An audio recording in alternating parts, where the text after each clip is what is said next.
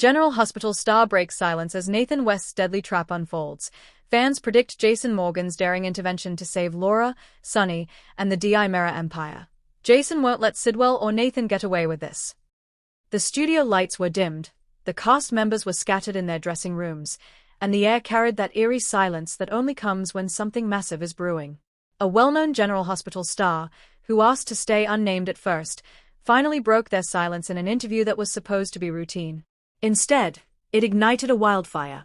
Everything with Nathan West, it's bigger than anyone realizes. And Jason Morgan, Port Charles better pray he gets there in time. Within moments, social media erupted. Nathan's alive. Sidwell and Nathan working together? No way. Jason will shut this down. Don't underestimate him. Save Laura. Save Sonny. Save everybody. But the star wasn't exaggerating. Because even as the interview aired, Nathan West's deadly trap was unfolding in real time. And three people, Laura Collins, Sonny Corinthos, and the last remaining branch of the DI Mirror Empire, were walking straight into it. Port Charles had seen resurrections before, but this one hit differently. Nathan West wasn't just alive. He was transformed.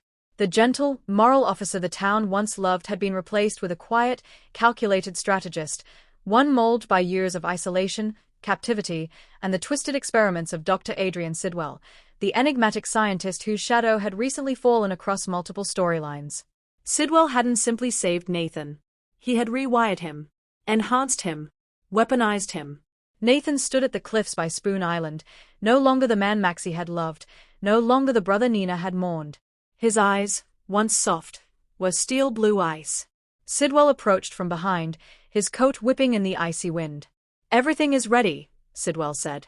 "Laura Collins believes she's coming for peace. Sonny thinks he's coming for leverage. And the DI Mirror representative," Nathan smirked, "is walking into their own execution." Sidwell tilted his head. "And Jason Morgan." Nathan's lips curved into the faintest smile. "Jason will be too late." But fate had other plans. Laura Collins had stared down Cassadines, madmen, doppelgangers, and political assassins, but something about this situation unsettled her. The message she received bore Nathan West's signature, a name she never expected to see again. "Meet me at Windermere. Sidwell is planning something catastrophic. You're the only one I trust." Laura paced her office at City Hall. "It doesn't make sense," she muttered. Kevin placed a hand on her shoulder. "It could be a trap. Or it could be the key to stopping Sidwell." Kevin exhaled slowly. "Take backup. Take half the PCPD if you must." "I can't," she said firmly. "If Nathan's being forced to reach out secretly, involving the PCPD could get him killed." But deep down, Laura knew one thing. If Nathan West was alive, nothing in Port Charles was as it seemed. She grabbed her coat and headed for the launch boat. She had no idea she was being tracked. Sonny Corinthos wasn't afraid of traps. He was afraid of betrayal. And the DI Mirror Empire, what little remained, was teetering between ally and enemy depending on who controlled it. Sonny sat in his dimmed office above Pozzulo's, listening to Brick. "You sure the intel is real?" Sonny asked. Brick nodded. "It's double-checked. Sidwell and Nathan West have been spotted around Spoon Island. Sidwell is building something. Something big." Sonny drummed his fingers against the desk. He had enemies. He had rivals. He had threats. But the Sidwell situation? This was different. Sidwell had resources that rivaled Victor Cassadines on his best day. "What about the DI Mirror rep?"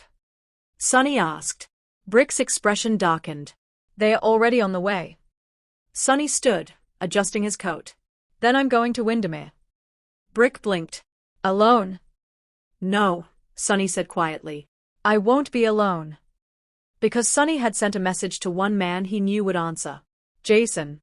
Across town, in a luxury hotel suite rarely used by Port Charles visitors, a woman stood before a mirror, adjusting a black coat with the iconic silver DI Mirror crest. Her name was Celeste DI Mirror, the last direct niece of Stefano DI Mirror, the final true heir to an empire that had shaken Salem for generations. But she wasn't here for family. She was here for power. And Sidwell had promised her answers about the lost DI Mirror technology that Stefano once stole. It was a trap. She did not know that Nathan West was waiting to use her as the final piece in Sidwell's master experiment. She did not know that Laura was coming. She did not know that Sonny Corinthos was moving closer. And she certainly didn't know that Jason Morgan was already hunting Sidwell with silent, relentless precision. Celeste loaded a concealed weapon into her coat. Her dark eyes glinted.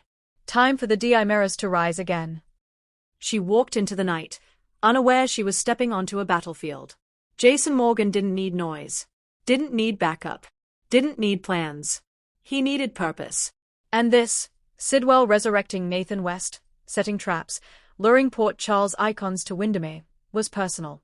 Because Sidwell had tried to kill Sam. Had threatened Danny. Had manipulated Drew. Jason moved through the docks like a shadow. Always silent. Always watching. He got onto the launch boat without being noticed. He had only one thought. No one hurts Laura. No one hurts Sonny. No one touches Port Charles on his watch. His jaw tightened. He would get to Sidwell before Nathan carried out whatever twisted assignment he'd been programmed for. Jason checked his weapon. Checked the boat engine. Checked the perimeter of the fog-covered water. Then he whispered to the void. I'm coming. Windermere was dark. Too dark. The kind of dark that felt intentional. Laura arrived first, stepping cautiously into the main hall. Her breath caught as she saw a trail of photos spread across the floor, images of Nathan before his supposed death, images of Sidwell, images of her own family. Then she saw the message on the wall. The cycle begins again. Her pulse raced. She turned and came face to face with Nathan West. Only he wasn't the Nathan she remembered. His expression was cold. His stance rigid. His eyes devoid of warmth. Nathan. Laura whispered. Madam Mayor, he greeted calmly. You came. What did he do to you? Nathan tilted his head, almost studying her. Dr. Sidwell saved me. Improved me. You'll see soon. Before Laura could answer, the doors slammed open again. Sonny Corinthos stormed in, gun drawn. Nathan.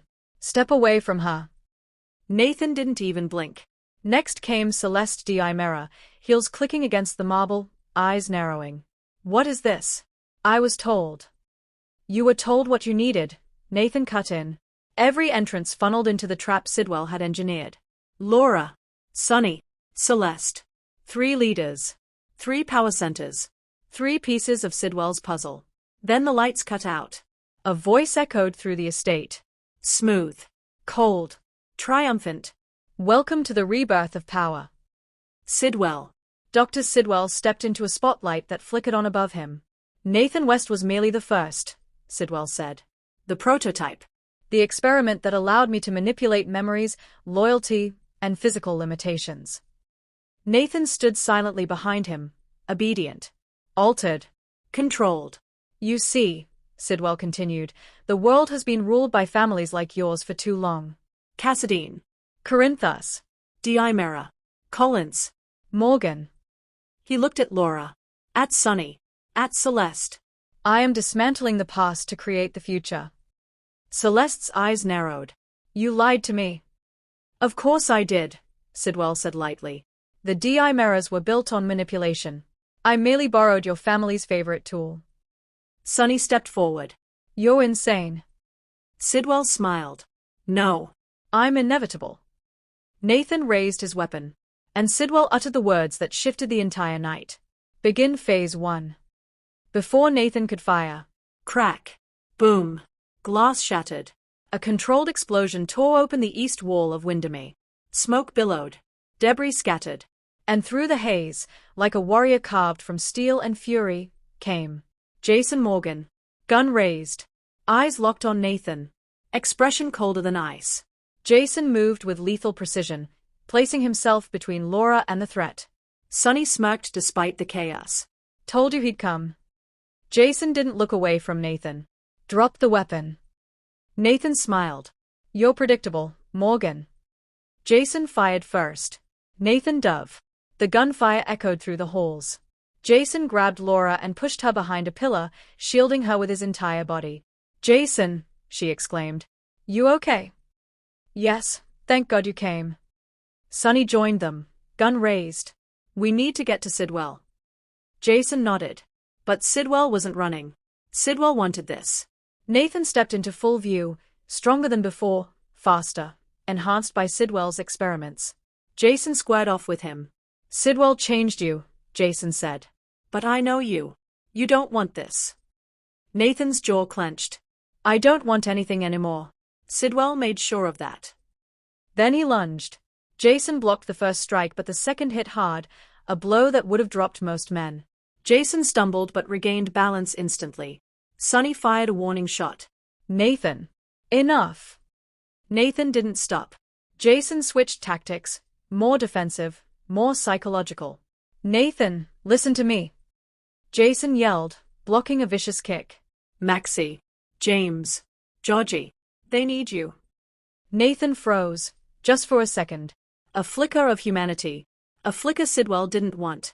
Sidwell screamed. Reset command. Eradicate target. Nathan's body spasmed. His eyes turned cold again. Jason's expression hardened. Sidwell is using you, Jason growled.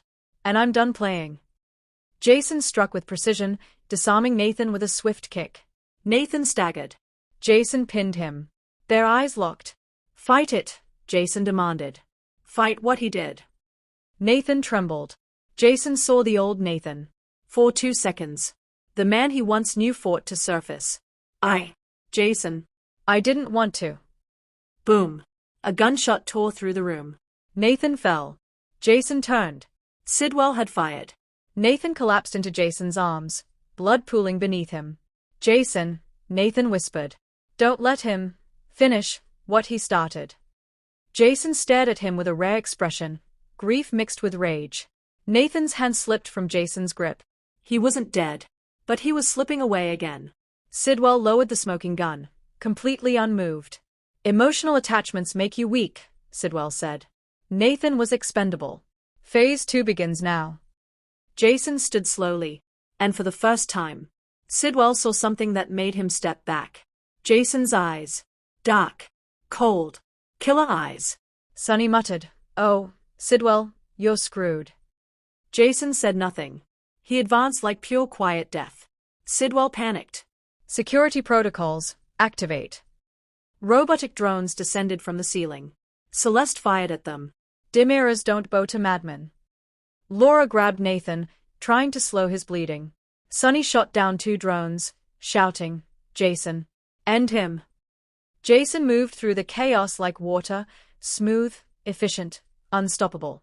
1 drone. 2. 3. Destroyed in seconds. Sidwell stumbled backward, horrified.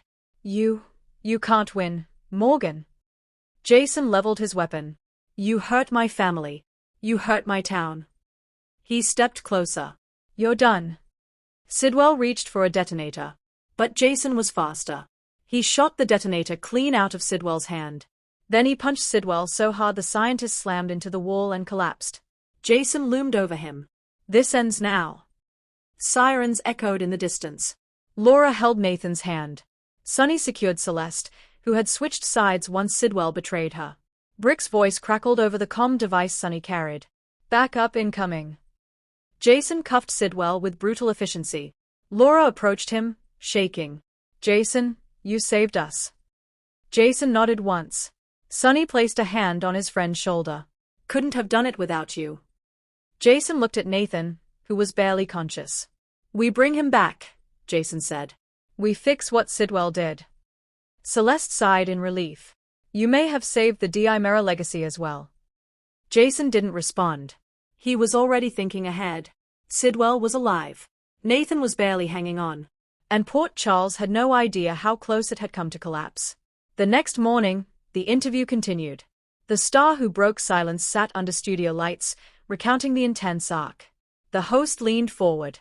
So fans are saying Jason Morgan's intervention was the best moment of the decade. Did you expect the reaction? The star smiled. Jason stepping into Windermere was iconic. Everyone knew, Sidwell and Nathan didn't stand a chance. Fans were chanting online, Jason won't let Sidwell or Nathan get away with this. And honestly, they were right. The host nodded. And Nathan? Will he survive? The star winked. You'll have to tune in. But Port Charles hasn't seen the last of this story, not by a long shot. Late that night, long after the police had secured Windermere and Sidwell had been dragged away in cuffs, a figure stood at the cliffs. A woman. Tall. Silhouetted. She watched the flashing lights fade. Then she whispered into a comm device. Phase 3 is ready. Sidwell played his part. Now we begin the real plan. A voice answered. Proceed. The woman smiled. Her eyes glowed with triumph. And Port Charles, already shaken, was about to face something even darker. Something that even Jason Morgan might not be able to stop.